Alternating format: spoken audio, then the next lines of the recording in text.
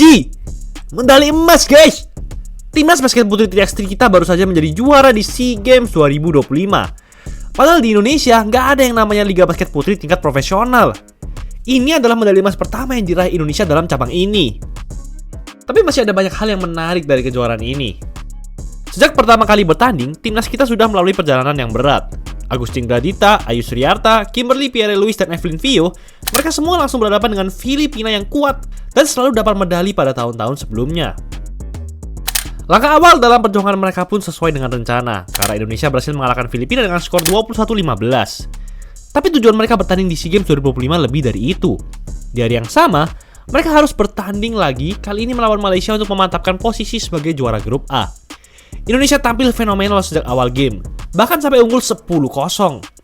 Malaysia selalu terburu-buru untuk syuting, tapi gak ada yang masuk. Dan momen itu dimanfaatkan sebaik mungkin oleh timnas kita. Gak cuma di paint area, performa Indonesia juga on fire di luar garis 3 point. Indonesia akhirnya menang dengan skor 19-10 dan lolos ke babak semifinal. Dan setelah ini mungkin adalah momen di mana kemampuan pemain-pemain timnas kita benar-benar diuji. Keesokan harinya di babak semifinal, Indonesia ditantang untuk melawan Vietnam. Ini adalah game yang sangat krusial untuk timnas. Karena di SEA Games tahun-tahun sebelumnya, mereka selalu kalah di semifinal dan akhirnya hanya bisa puas dengan medali perunggu. Indonesia gak mau melakukan kesalahan yang sama itu lagi. Tapi agar itu bisa terjadi, mereka harus berjuang mati-matian di lapangan. Skuad Vietnam ini lebih mengerikan dan gesit dibandingkan musuh-musuh Indonesia sebelumnya. Timnas kita pun selalu tertinggal dari mereka sejak awal game. Ketika game sudah tersisa 6 menit lagi, Indonesia tertinggal 5-9 dan otomatis berada di ambang eliminasi. Tapi ini yang mereka lakukan.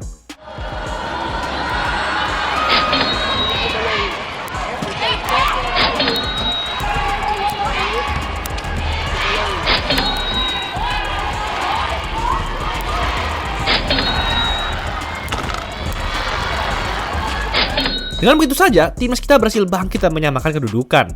Indonesia pun akhirnya memimpin, tapi Vietnam masih bisa membalas dan memaksa game ini untuk lanjut ke overtime.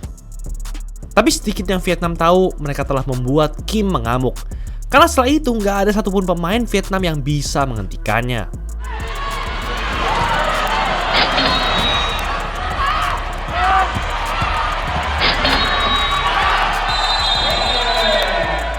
Ini adalah definisi dari kata dominan. Indonesia berhasil menuntaskan comeback mereka dan mengalahkan Vietnam dengan skor 20-18 di overtime. Tentu saja ini adalah prestasi yang membanggakan. Tapi perjalanan timnas belum selesai, karena masih ada sejarah lain yang harus diukir di babak final.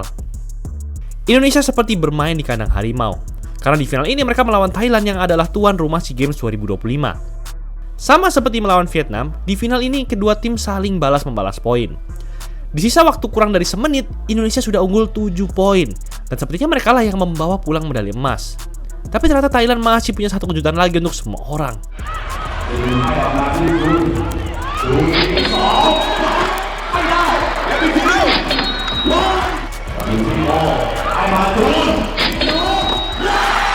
5 poin beruntun yang gak bisa dibalas sama sekali oleh Indonesia.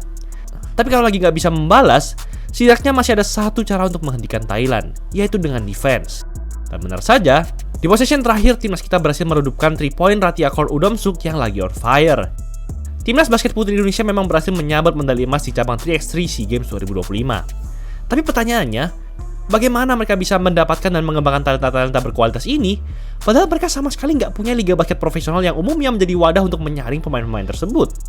Sebagai catatan, sebenarnya di Indonesia sudah pernah ada liga basket profesional untuk putri, mulai dari Kobanita, WNBL, WIBL, sampai Sri Kandi Cup.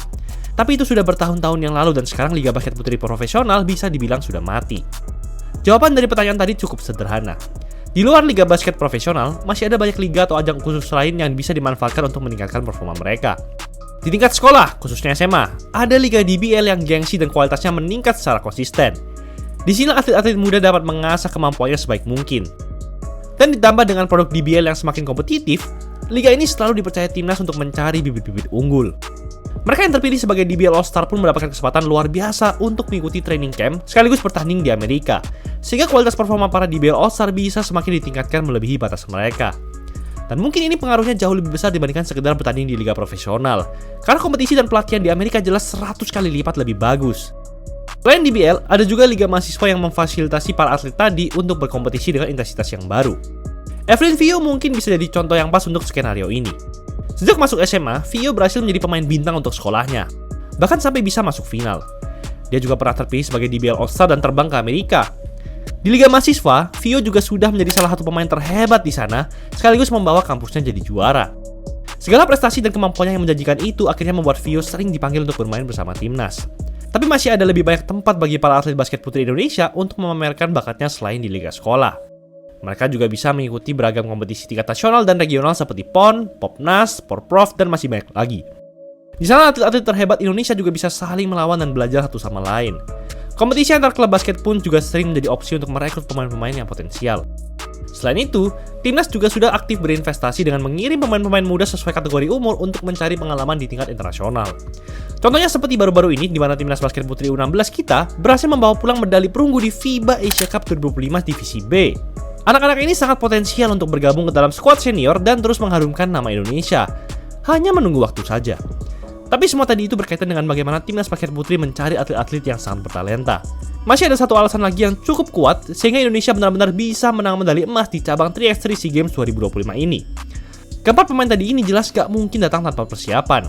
Selain dari training camp, mereka juga sudah mengikuti banyak sekali kompetisi 3x3 FIBA sebagai bentuk persiapan.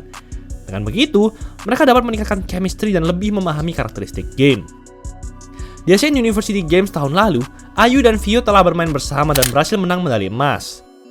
Tita dan Kim juga sudah termasuk sebagai pemain senior di cabang 3x3 ini.